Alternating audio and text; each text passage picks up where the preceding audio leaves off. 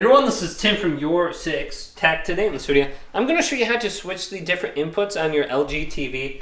So you don't really see anything on the home screen here. What you want to do is press this button on the remote. This little, like, I don't know what it is, but just press this and you'll see the different options for the TV inputs down here. You got your live TV, LG channels, and then you got your home hub right here. So if we go to home hub and select this, we'll be able to see HDMI 1, 2, and 3, and 4 right here. We can select it.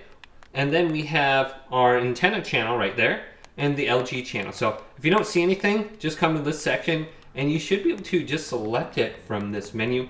And then you get your mobile options for AirPlay, or if you want to connect to your phone using the, I think it's like ThinQ app or something for the LG TV, which allows you to use your phone for controlling your TV. So just come to this section. Hopefully this video did indeed help you out. Did, leave it a big thumbs up and subscribe to my channel down below for more tech videos coming up next on Your 6 Tech.